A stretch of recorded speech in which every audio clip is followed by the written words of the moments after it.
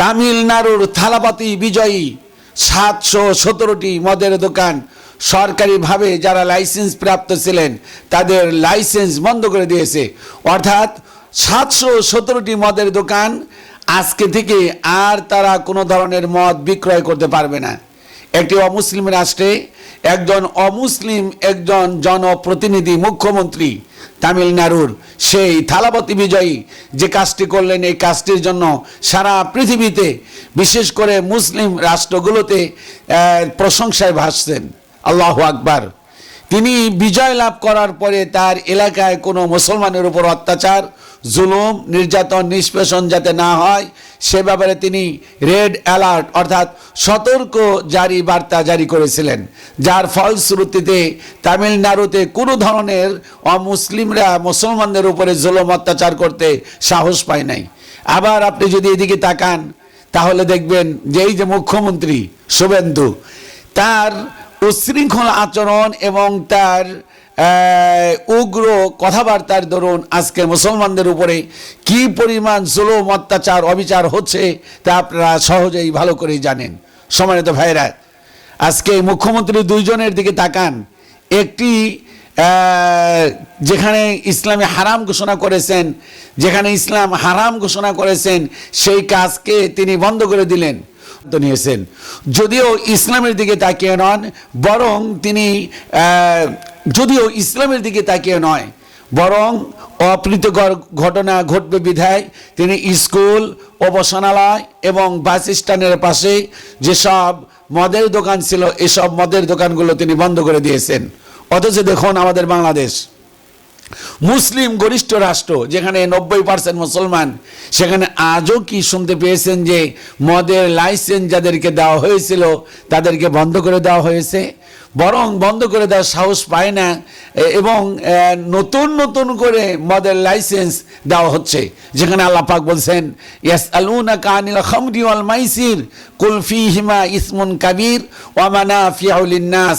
মানুষেরা মদ এবং জুয়া সম্পর্কে জিজ্ঞাসা করে, আপনি বলুন এটি মারাত্মক ধরনের কবিরা গুনাহ, মারাত্মক ধরনের পাপ। ওয়া মানাফিউ লিন-নাস ওয়া ইসমুহুমা আকবারু মিন নাফিহিমা।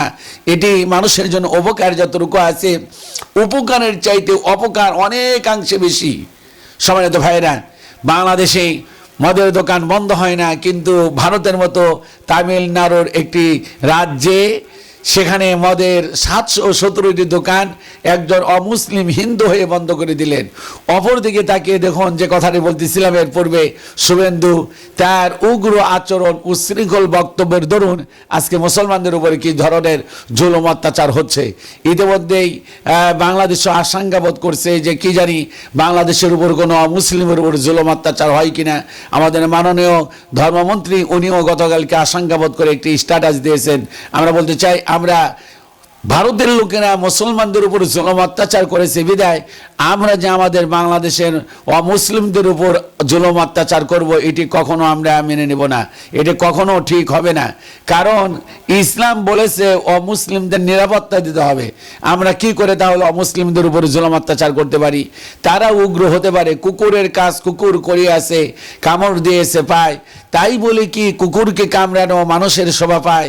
এজন্য আমাদের অমুসলিমদের উপর কিন্তু আমরা এ ধরনের হামলা বা এ ধরনের কোনো ধরনের উগ্র আচরণ আমরা করতে পারি না। সম্মানিত ভাইরা, আমরা ধন্যবাদ জানাচ্ছি সেই মুখ্যমন্ত্রী থালাপতি বিজয়ীকে, যিনি এ ধরনের একটি কাজ করে সারা পৃথিবীতে প্রশংসায় ভাসছেন। আমরা বিশ্বাস করি আগামীতে আরও তিনি কিছু চমকপ্রদ কাজ আমাদের সামনে উপস্থাপন করবেন। এর পূর্বে যখন তিনি সিনেমা করতেন, নাকি তার সিনেমার মধ্যে নাকি সব সময় ইসলামী ভালো কাজগুলো তিনি প্রমোট করতেন। এমনকি এমনও শুনেছি, যদি ইসলামের দৃষ্টিতে এটি জায়েজ না, ইন্নামাল মুশরিকুনা নাজাসুন ফালা ইয়াকরাবুল মাসজিদাল হারাম, যে মুশরিকরা নাফাকরা মসজিদে হারামের নিকটবর্তী হতে পারবে না, মসজিদের হারামের নিকটবর্তী হতে পারবে না। এর দ্বারা সাধারণ মসজিদের ব্যাপারে একই কথা বলা হয়েছে। সেখানে তামিলনাড়ুর এই থালাপতি বিজয় আবেগের বশবর্তী হয়ে নাকি সে মসজিদেও নামাজ পড়েছে, যদি ইসলাম এটিকে প্রমোট করে না সম্মানিত ভাইরা। এরপরও ধন্যবাদ জানাচ্ছি এই তামিলনাড়ুর এই থালাপাতি বিজয়কে, তিনি যে কাজটি করেছেন।